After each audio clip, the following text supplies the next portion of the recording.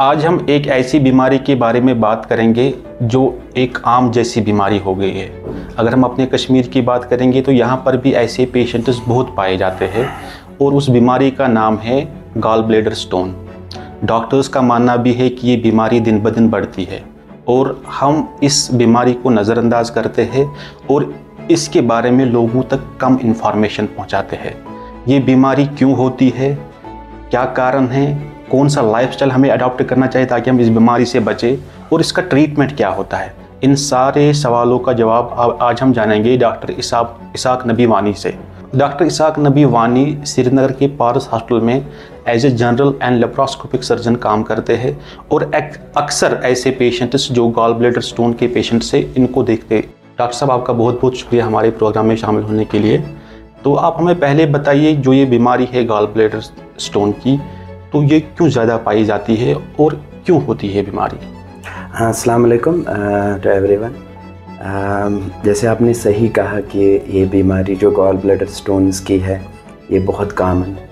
मेरे गाइड जो थे दिल्ली में वो अक्सर कहा करते थे कि गॉल ब्लैडर स्टोन की डिजीज़ एक एपिडेमिक बन चुकी है, and that's totally right when I have started my practice, क्योंकि मोस्ट ऑफ द पेशेंट जो हमारे पास आते हैं which present our clinic usually have this problem of gallbladder stones।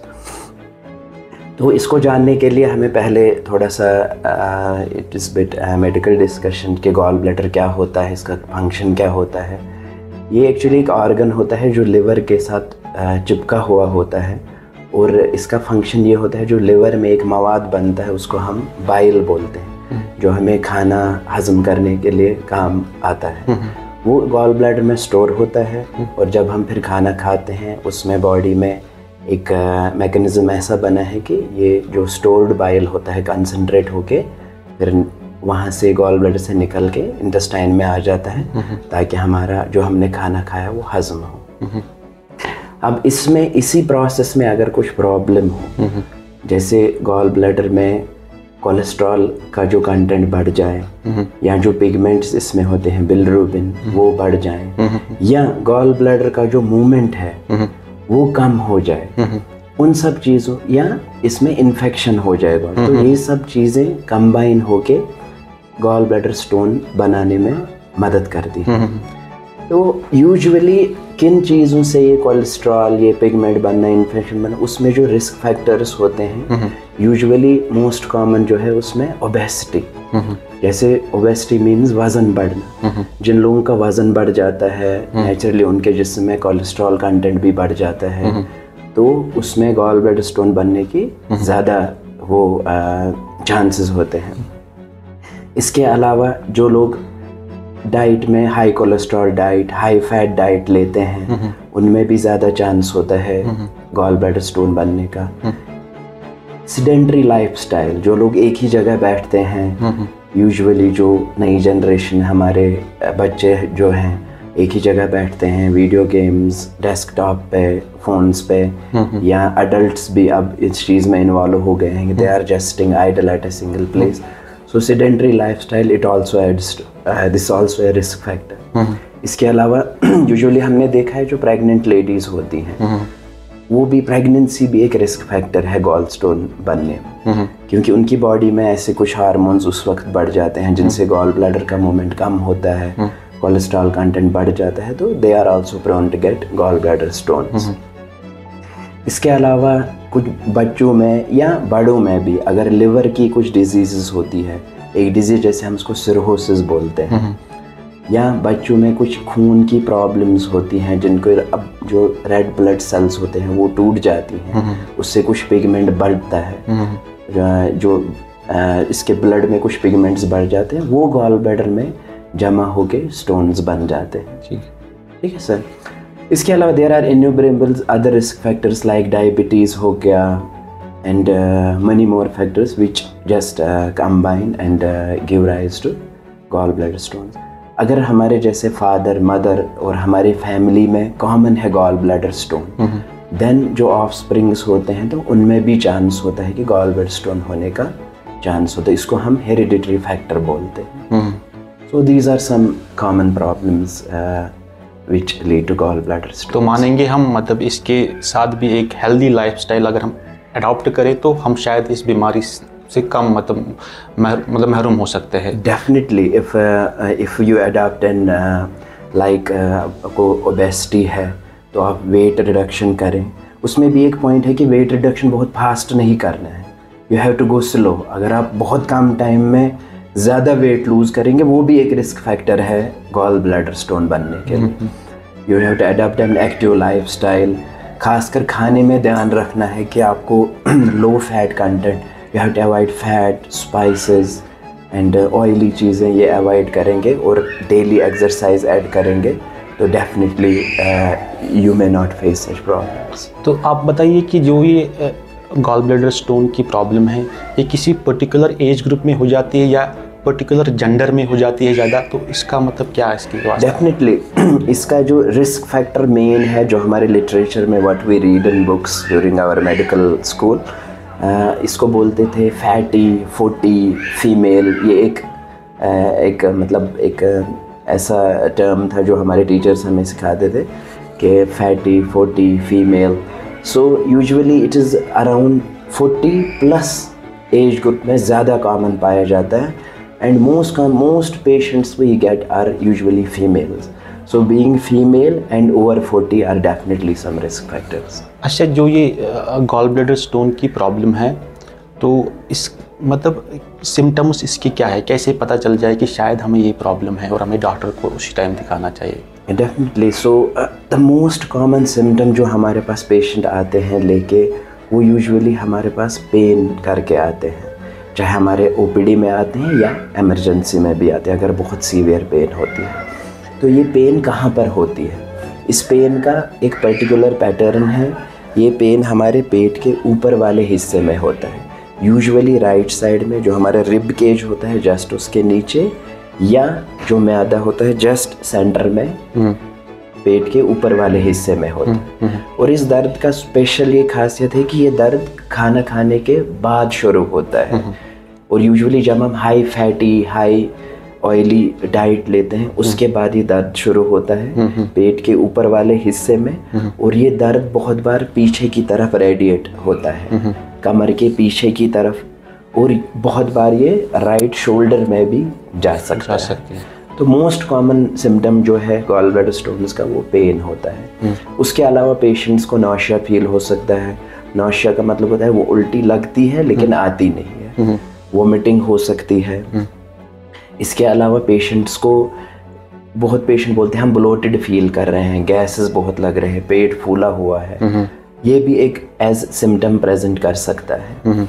इसके अलावा पेशेंट्स को अगर गॉल ब्लैडर स्टोन की वजह से कुछ कॉम्प्लिकेशन हो गया, अगर ये स्टोन नीचे आ गया, एक नली होती है जिसको हम CBD बोलते हैं, अगर उसमें वो स्टोन स्टक होता है तो पेशेंट को जॉन्डिस भी हो सकता है। अच्छा। तो अगर कोई पेशेंट येलो डिस्कल आइज़ का पीलापन आ गया, आँखों में पेशाब पीला हो रहा है, स्किन में भी उनको येलोनेस जिसको हम जॉन्डिस बोलते हैं, कश्मीरी में काम्बे बोलते हैं, तो ये भी एक प्रेजेंटेशन है गॉल ब्लैडर स्टोन की। अच्छा, एक मोस्ट कॉमन कुछ सिम्टम है जो है हमें एक ट्रिगर करे कि नहीं हमें डॉक्टर के पास इसके बाद ज़रूर ही जाना चाहिए, कि अगर वो कोई कॉमन सिम्टम इसके रिलेटेड है? Most that is pain. If you have pain definitely anywhere in the body, particularly abdomen, if we are talking about gallstones, पेट के ऊपरी हिस्से में दर्द हो रहा है जो अक्सर खाना खाने के बाद हो रहा है, तो you should consult a doctor. तो अगर ऐसी मतलब चीज़ें ज़्यादातर पेशेंट अगर देखेंगे तो नज़रअंदाज ही करते हैं, तो मतलब इससे कोई और प्रॉब्लम हो सकती है? मतलब अगर हम नज़रअंदाज इस चीज़ को करेंगे, डॉक्टर के पास जल्दी नहीं जाएंगे, तो इससे कोई साइड इफ़ेक्ट हो सकता है और कोई बीमारी से हो सकती है? या that's very good question. I have seen, मैंने बहुत सारे पेशेंट्स देखे हैं in my career so far in surgical field. I have seen patients landing in ICU तक पहुँचे हैं patient just because of gall bladder stone. इसके कुछ कॉम्प्लिकेशंस होते हैं, जैसे स्टोन गॉल ब्लैडर में होता है, इसकी एक नली जाती है जो एक बड़ी नली होती है जो लिवर से आती है, जो आंत के साथ जुड़ती है। आंत मीन्स इंटेस्टाइन। जो छोटे स्टोन्स होते हैं, जो स्मॉल साइज़ के स्टोन वेरी करते हैं, ये कुछ 1 mm से लेके 15-30 mm तक भी जा सकता है इनका साइज। जो छोटे स्टोन होते हैं, अगर ये खुदा न खास्ता पास हो गए, जो नली जो होती है गॉल ब्लैडर, जो नीचे वाली नली में अगर आएंगे उसको हम CBD बोलते हैं। जैसे मैं अभी बोल रहा था, तो पेशेंट को जॉन्डिस हो सकता है, उस स्टोन में इन्फेक्शन हो जाएगा, पेशेंट को जॉन्डिस होगा, फीवर होगा, उस कंडीशन को हम कोलेंजाइटिस बोलते हैं। That is a dreadful situation and that is a life threatening situation. और अगर यही स्टोन थोड़ा और नीचे आ गया, वहाँ पर एक ऑर्गन होता है जिसके साथ ही नली जो, जिसको हम पैनक्रियाज बोलते हैं, कश्मीरी में लब बोलते हैं उसको। और अगर उसका पाइप वर्क इस वजह से स्टोन से ब्लॉक हो गया, उस कंडीशन को हम पैनक्रेटाइटिस बोलते हैं। और आपको शायद पता ही होगा, it's a very dreadful disease and it's a life threatening condition, pancreatitis. I have seen thousands of patients dying because of just pancreatitis, क्योंकि वो फिर पूरे जिस्म में उसका जो तेज़ाब होता है, इन्फेक्शन फैल जाता है, patient can die because of that. अब गॉल ब्लैडर में ही अगर स्टोन इसकी गर्दन पे फंस गई, तो गॉल ब्लैडर की जो दीवार होती है उसको सूजन आ सकती है, जिसको हम कॉलेसिस्टाइटिस बोल सकते हैं। उससे बॉडी में इन्फेक्शन बढ़ेगा, बुखार आ सकता है, तो ये भी एक कॉम्प्लिकेशन हो सकती है। बहुत बार हमने जब हम ऑपरेट करते हैं तो पेशेंट में देखा है कि पूरे गॉल ब्लैडर में पस भरा हुआ है। अच्छा। तो उसको हम एम्पाइमा गॉल ब्लैडर बोलते हैं। तो यहाँ तक कि गॉल ब्लैडर में पस भी पड़ सकता है। और सबसे ज़्यादा, sorry to say, I should not use such words, but it's a must for public awareness, there is a chance gall bladder stone is a risk factor for gall bladder cancer. So जो 80% gall bladder cancer के patient है, उनमें usually gall stone साथ में पाया गया है। ठीक।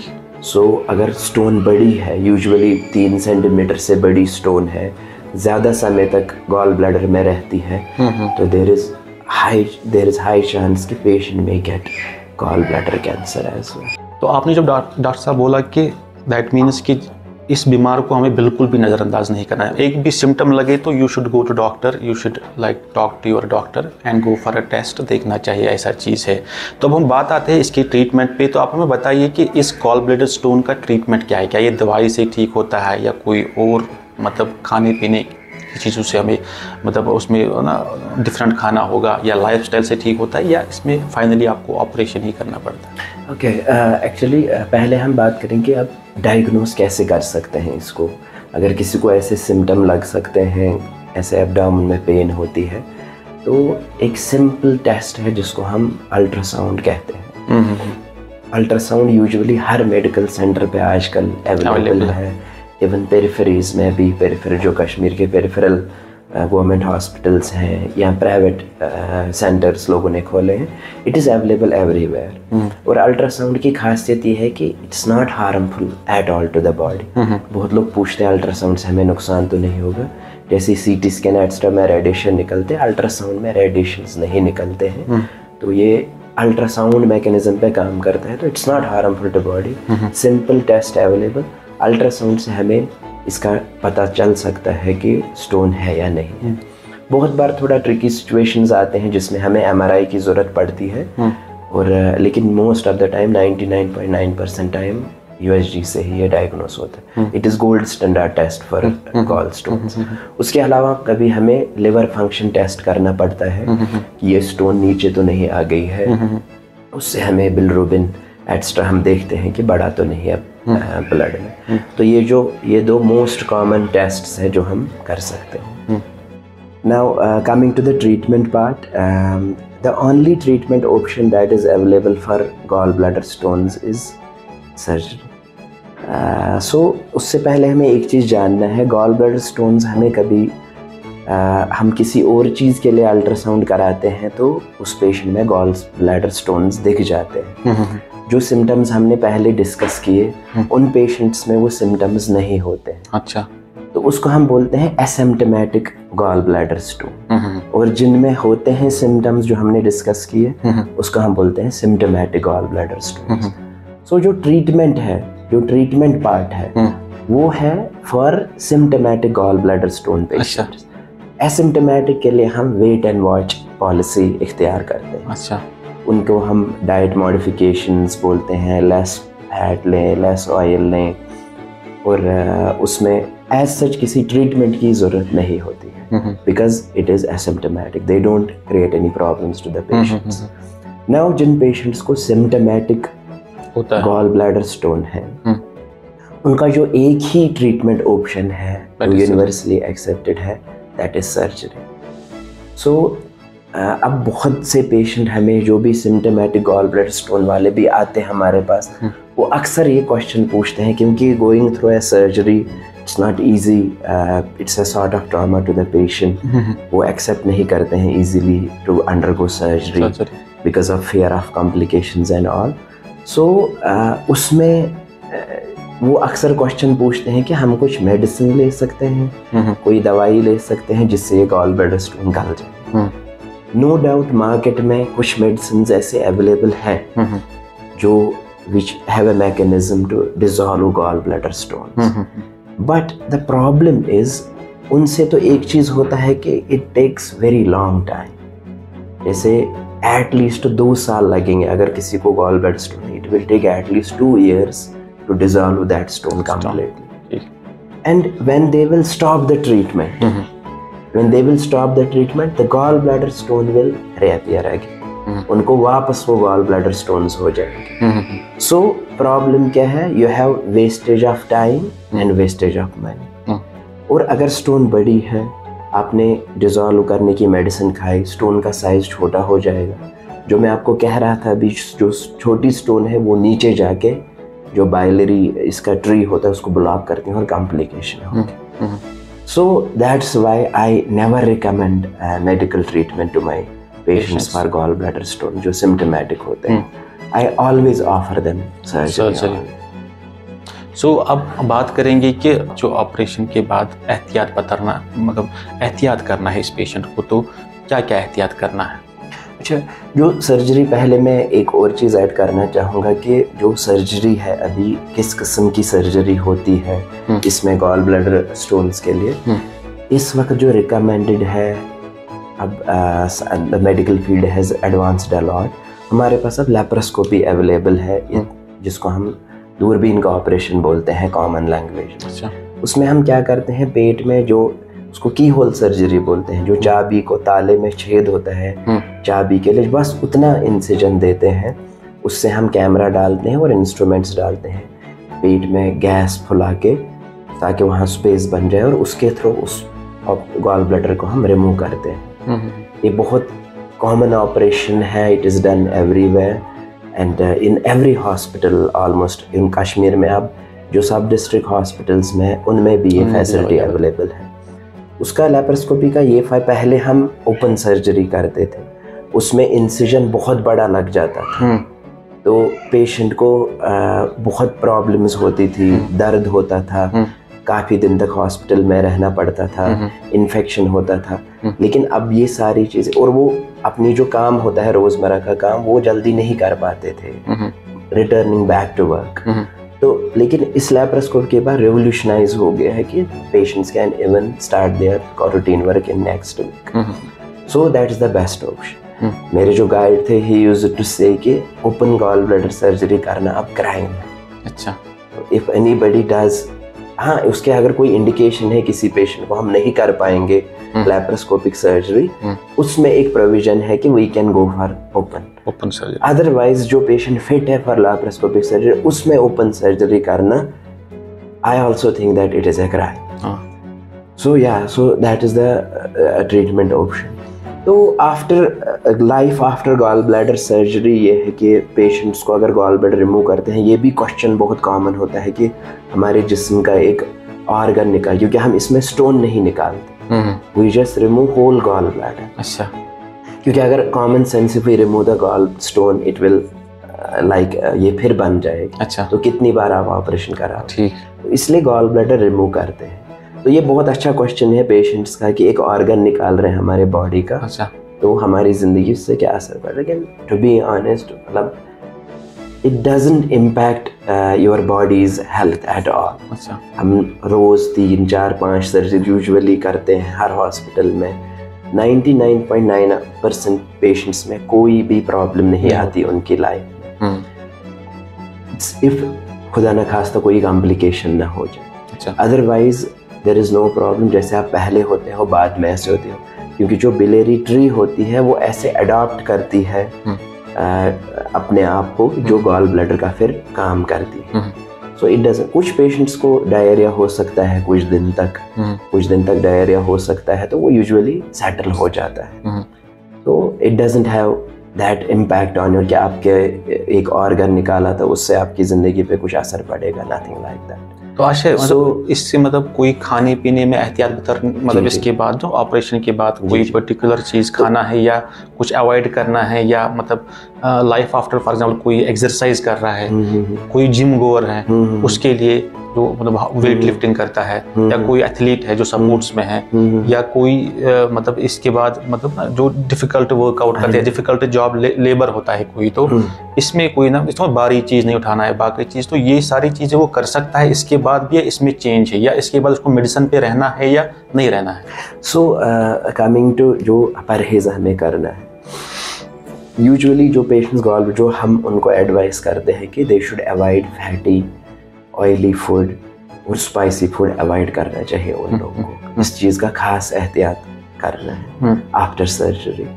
अब रही बात के पेशेंट्स को, जैसे आप बोल रहे थे एथलीट्स है या जिनका जो रूटीन वर्क है that's hard work like lifting weight, so इसीलिए मैंने आपको पहले बोला कि nowadays we are doing laparoscopic surgery. So after laparoscopic surgery patients can return to their work very quickly.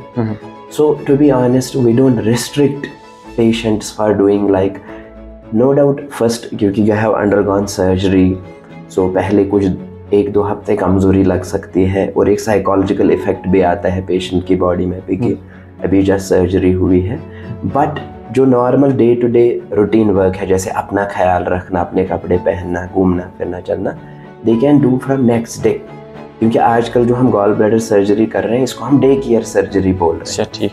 तो हम सुबह ऑपरेट करते हैं पेशेंट को अर्ली आवर्स में, जैसे 9 बजे 10 बजे, और हम 6 बजे 5-6 बजे पेशेंट को घर भेज सकते हैं। तो ये नया कंसेप्ट आया in the field of surgery, day care surgery.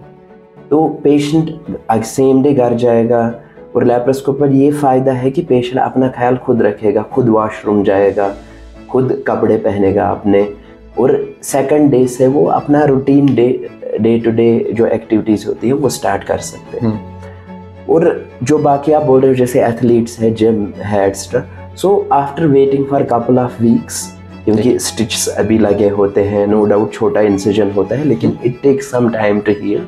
So after couple of weeks they can start their routine work, जो उनका है ट्रेनिंग है, वेट लिफ्टिंग है। आफ्टर कपल ऑफ वीक्स या 3-4 वीक्स के बाद they can slowly gradually start their routine training and all। Doctor साहब बहुत बहुत शुक्रिया हमारे साथ बात करने के लिए। हमें उम्मीद है कि लोग आपकी इन्फॉर्मेशन जान जाएंगे और इस बीमारी के बारे में जान जाएंगे और अपने आप को सुरक्षित रखेंगे इस बीमारी से। आपका बहुत बहुत शुक्रिया हमारे साथ बात करने के लिए। जो है आपके आसपास, आपके शहर का खास, वो दिखाएगा आपको DNN 24, आपका अपना डिजिटल न्यूज नेटवर्क। तो फिर कीजिए लाइक, सब्सक्राइब और फॉलो।